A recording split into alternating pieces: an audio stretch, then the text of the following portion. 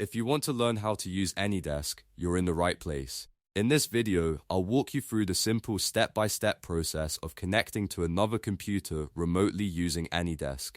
This is a great tool for remote support, screen sharing, helping a friend or coworker, or accessing another device when you're not physically there. The best part is that it's quick, easy, and beginner-friendly. If this tutorial helps you out, make sure to hit the like button and subscribe for more helpful software guides just like this one. Alright, let's jump in.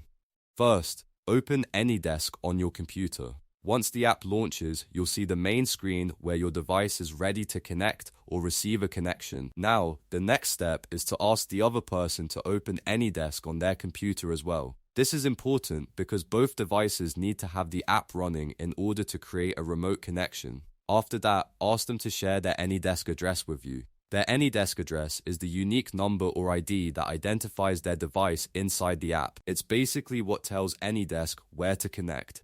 Once they send you that address, look for the remote desk field on your screen. This is where you'll type or paste their AnyDesk address. When the address is entered correctly, click Connect. AnyDesk will now send a request to the other person's device. At this point, all you need to do is wait for the remote user to accept the connection request. They'll see a prompt on their screen asking whether they want to allow access. Once they accept, the connection will be established and you'll be able to start the remote session.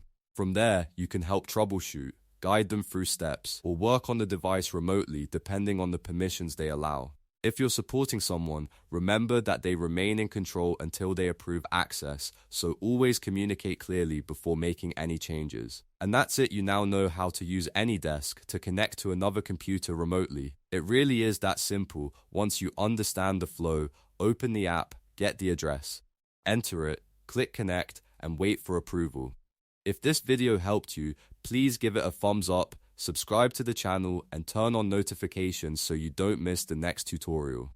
Thanks for watching, and I'll see you in the next one.